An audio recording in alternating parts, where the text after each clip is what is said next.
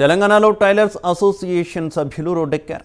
2 సంవత్సరాలుగా ప్రభుత్వానికి యూనిఫామ్స్ కుట్టి ఇస్తున్నామని, అవి కూడా కేవలం 50 రూపాయలకి కుడుతున్నామన్నారు.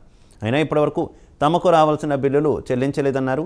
దానికి సంబంధించిన వినతి పత్రం ప్రజాభవన్లో అందించామన్నారు. తాము సమర్పించిన బిల్లులపై సీఎం రేవంత్ రెడ్డి స్పందించి తగిన చర్యలు తీసుకోవాలని కోరారు.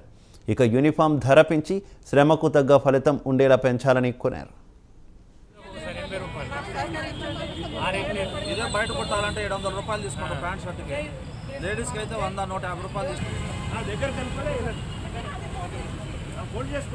తెలంగాణ రాష్ట్ర విద్యాశాఖ నందలి దాదాపుగా 29 లక్షల మంది విద్యార్థులకు గాను మేము 58 లక్షల జతలు 2 లక్షల మంది కుట్టు కార్మికులు అందరం కలిసి కుట్టి 10 నెలలైనా కానీ మీ మధ్యకాలంలో మరి ఎలక్షన్ కాకముందు సబితా ఇంద్రారెడ్డి గారిని కలిసాము. అమ్మ మాకు ఇప్పటికే 8 నెలలు అవుతుంది, మాకు ఇంతకుముందు కూడా 16 నెలలు టీఆర్ఎస్ గవర్నమెంట్లో 16 నెలలు ఆపారు, మాకు వడ్డీలు కట్టుకోవడానికి కూడా కాలేదు. కనీసం వడ్డీలు కట్టుకోవడానికి కూడా మీరు ఇచ్చే ఒక జత ఒక పిల్లోడికి ఇచ్చే జతకి 50 రూపాయలు ఇస్తే 50 రూపాయలు కూడా సంవత్సరానికి 16 నెలలకు ఇచ్చారు టీఆర్ఎస్ గవర్నమెంట్లో.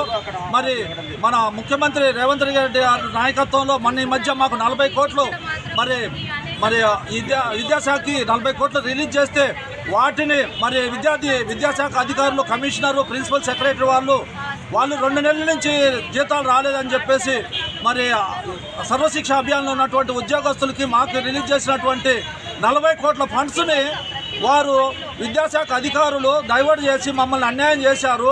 సింగరేణి ఏర్పడిన తెలంగాణ రాష్ట్ర ప్రభుత్వంలో ఇంతకుముందున్న టీఆర్ఎస్ ప్రభుత్వము కాంట్రాక్ట్ కార్మికులను పట్టించుకున్న దాఖలాలు లేవు.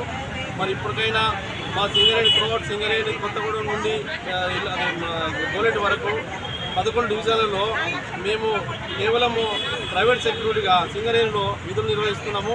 3500 మంది మేము ఉన్నాము. మాకు చాలీసాలని వేతనాలు ఇస్తున్నారు. దాన్ని బట్టి మేము కుటుంబాన్ని పోషించలేకపోతున్నాము.